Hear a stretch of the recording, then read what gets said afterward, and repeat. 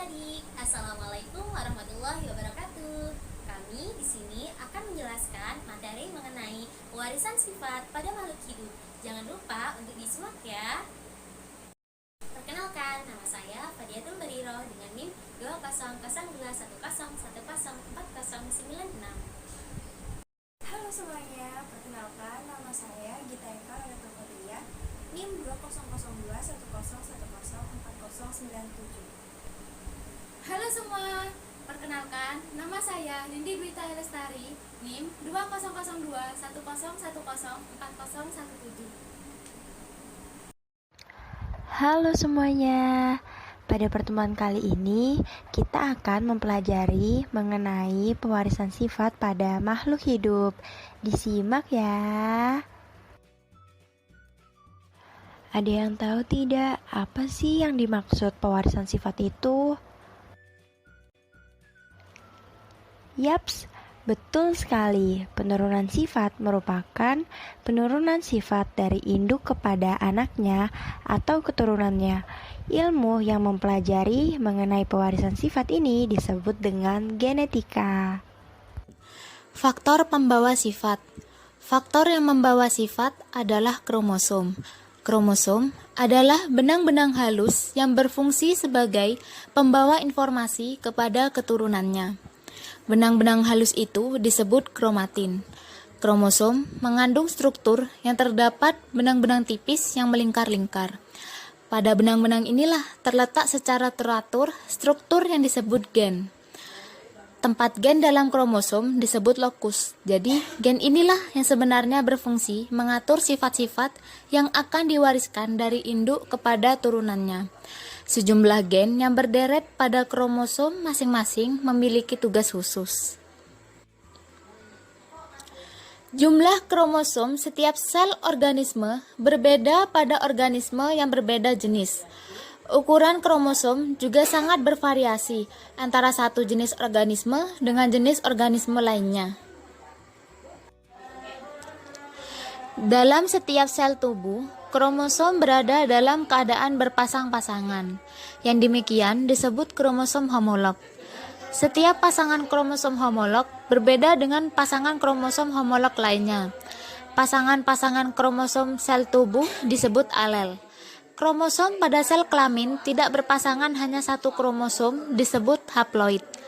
Kromosom yang menentukan jenis kelamin disebut kromosom kelamin atau seks kromosom. Sedangkan kromosom yang tidak berperan menentukan jenis kelamin disebut kromosom tubuh atau autosom. Sifat-sifat menurun diwariskan induk kepada keturunannya melalui sel kelamin, yaitu sel sperma dan ovum, sedangkan untuk tumbuhan yaitu serbu sari dan putik. Organisme jantan akan mewariskan sifat-sifat yang dimiliki melalui sperma. Sementara itu, organisme betina akan mewariskan sifat-sifat yang dimilikinya melalui ovum. Pewarisan tersebut terjadi melalui dua proses pembelahan. Yang pertama, pembelahan sel secara mitosis. Jumlah kromosom sel anak sama dengan jumlah kromosom sel induk. Tahapan pembelahan sel secara mitosis antara lain interfase, profase, metafase, anafase, telofase. Yang kedua, pembelahan sel secara meiosis adalah pembelahan sel yang menghasilkan sel anak dengan jumlah kromosom setengah dari jumlah sel induk. Pembelahan secara meiosis terjadi pada sel generatif atau sel kelamin yang diploid. Tahap pembelahan sel secara meiosis dibagi melalui dua tahap, yaitu meiosis 1 dan meiosis 2. Hasil pewarisan sifat terdapat 3.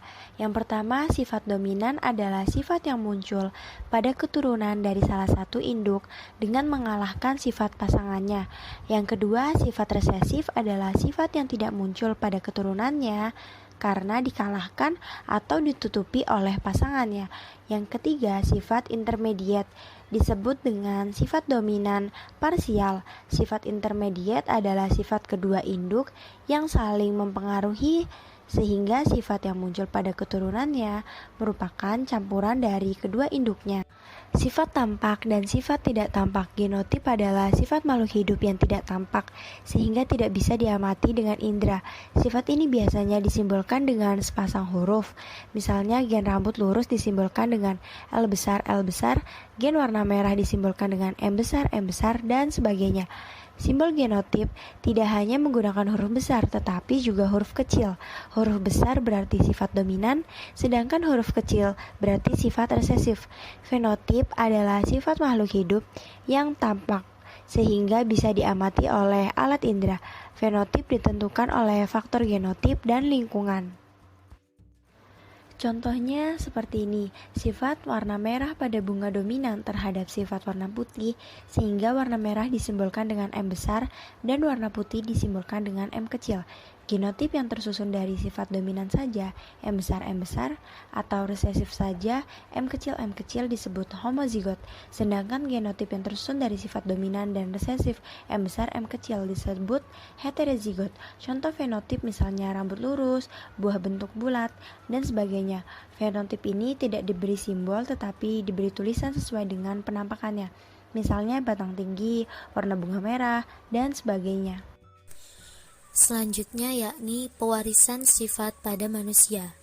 Yang pertama ada penentuan jenis kelamin. Manusia memiliki 46 kromosom atau setara dengan 23 pasang kromosom. Baik laki-laki maupun perempuan, keduanya memiliki 22 pasang kromosom yang bentuk dan ukurannya sama. Akan tetapi, pasangan kromosom ke-23 pada laki-laki berbeda dengan pasangan kromosom ke-23 pada perempuan. Hal ini disebabkan pasangan kromosom yang berbeda disebut dengan kromosom seks atau kromosom kelamin. Kromosom yang lebih besar disebut dengan kromosom X, sedangkan kromosom yang lebih kecil disebut dengan kromosom Y. Pewarisan sifat pada manusia. Yang kedua, yakni pewarisan cacat dan penyakit menurun. Pada umumnya, penyakit atau cacat tubuh bersifat menurun dan tidak dapat disembuhkan secara menyeluruh. Sebenarnya, cacat dan penyakit menurun tersebut dapat dicegah dengan cara menghindari perkawinan antara keluarga dekat. Yang dimaksudkan di sini yakni hubungan darah yang dekat. Cacat atau penyakit menurun pada manusia dapat juga diwariskan melalui autosom atau kromosom kelamin. Sekian penjelasan dari kami, kurang lebihnya mohon maaf. Wassalamualaikum warahmatullahi wabarakatuh.